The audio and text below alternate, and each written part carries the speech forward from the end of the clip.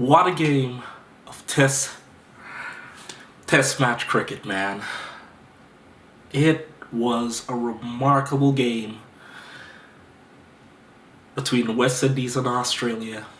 West Indies winning for the first time in Australia in over 27 years, man. 27 years. As a West Indies fan, man, this humbled me, man.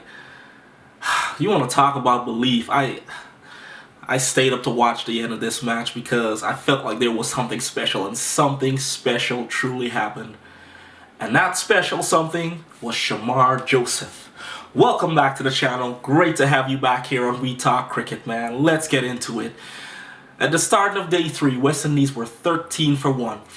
Now, the plan, I'm guessing, if West Indies really wanted to put a good score on the board, was to bat out day 3 and possibly go into day 4 half a day to give themselves a really solid chance. However, that didn't happen.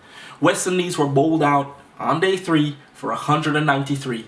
Kirk McKenzie with 41, Alec Athanaze made 35, and Justin Greaves with 33 were the main contributors for the West Indies, as you had Shamar Joseph, who was hit on the toe with a 135k Yorker by Mitchell Starc, had to retire, which brought the end to the West Indies innings prematurely.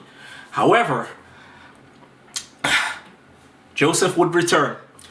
Australia ended day 3 on 60 for 2, with Stephen Smith still there and giving Australia a lot of hope. No, this isn't versed. I didn't go over this. It sounds like I'm reading it off a piece of paper, but I really am not. At the beginning of day 4, it was Steve Smith and Cameron Green. Shamar Joseph was cleared to play only an hour before the start of play. The West Indies began the day bowling line and length, tight deliveries, but eventually Australia started to find their groove. They started to just, do what they had to do. Anyway, before I get too far into it, before I get into the Australian innings, bowling for Australia in the West Indies innings, you had Josh Hazlewood with 3 and Nathan Lyon with 3 being the main destroyers as they really pegged the West Indies back. So West Indies only set a total of 216 for Australia to get. So, back into it. Cameron Green and Steve Smith started day 4 positive. Little shaky, but they got things going, man. Then came the introduction of Shamar Joseph, man. His first over went for 10 runs. But his second over was a game changer. Green got one that bounced on him and hit his elbow. Hit him. Top of off stump. He was out. In came Travis Head. Already on a duck. He made 0 in the first innings and looking at a king pair. And the delivery to follow that up was a beauty. Yorker. Off stump. He was back. Joseph was on a hat trick, man. Oh, it was just epic. Epic, man. I was... Oh my gosh. Australia went to lunch. When Joseph entered the game, they were 2 down. By lunch, when he left the game, they were 6 down. All 4 wickets. Let me rephrase that. They actually were 8 down. All 6 wickets in the session belonged to Shamar Joseph. He bowled with passion, oh my gosh, if anything, he was fired up and it got the team fired up. And all I can say is it was beautiful, man. It was just beautiful to see somebody believe. When Australia came back out, they needed 35 runs, I think, after lunch.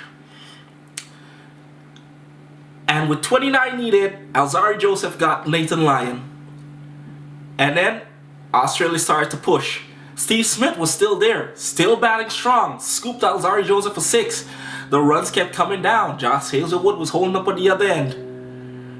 It took a beauty of a delivery that started on the line of middle stump from Joseph, but deviated just enough to peg back that off stump. Not just peg it back, knocked it out of the ground to give West Indies that victory as he sprinted off towards extra cover, man. And West Indies winning by 8 runs. Like, the emotions just fled. It just flooded through, man. I wanted to cry, tears with my eyes, but it was just beautiful. Woo! It was beautiful as a West Indian. It was beautiful for the game of cricket. It was beautiful. Australia ended up making 207 all out. Stephen Smith was left not out at 91. He was the main guy. Cameron Green made 42. The main destroyer, obviously, for the West Indies was Shamar Joseph with 7 for 68.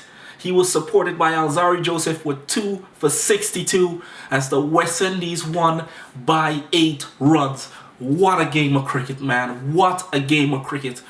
Joseph, my hat is off to you, man. You could bow as many times as you want, because for a man bowling with a hurt toe, hurt big toe, and just letting that adrenaline just carry him, your teammates holding catches, supporting you, it definitely was a team effort, but not going to take anything away from you. You literally carried West Indies on your back, bro. And you know what?